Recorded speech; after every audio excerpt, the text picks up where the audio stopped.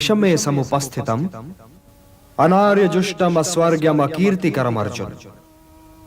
केशव, मेरा नाम लेकर मुझे पुकारने से पहले यह बताओ पार्थ कि इस समय जब विनाश के बादल चारों ओर से उमड़ आए हैं और धर्म, रक्षा और विजय की आस लिए तुम्हारी ओर देख रहा है, इस संकट की घड़ी में तुमने कायरता के इन हीन भावों को अपने हृदय में आने कैसे दिया?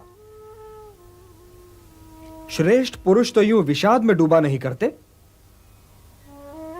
धर्म और अधर्म के बीच संघर्ष की इस निर्णायक घड़ी में नपुंसक न बनो पार्थ, नपुंसक न बनो। हे परंतप, हे शत्रु संहारक, हे धनंजय, तुम्हारे ये भाव अनार्य हैं। ये तुम्हें स्वर्ग से गिरा देंगे और कीर्ति से भी, और तुम स्वयं ही अपने तिरस्कार का कारण बनकर रह जाओगे। इसलिए हे पार्थ, हृदय की इस दुर्बलता को त्यागो और युद्ध के लिए खड़े हो जाओ।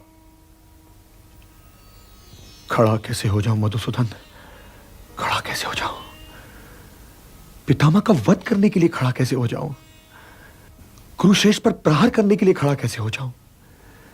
जो मेरे लिए पूजनीय है उनसे युद्ध कैसे करूं?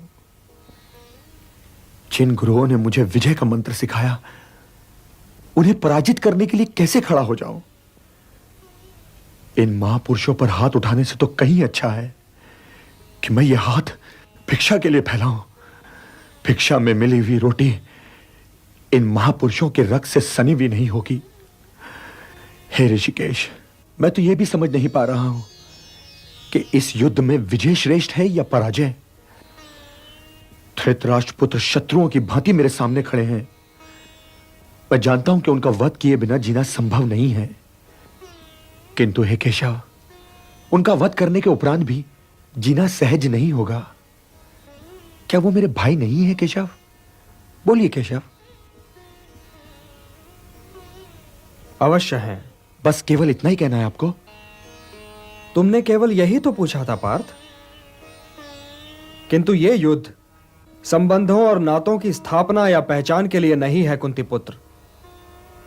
अपने कर्तव्य को पहचानो और तब निर्णय लो, क्योंकि निर्णय तो तुम ही को लेना पड़ेगा।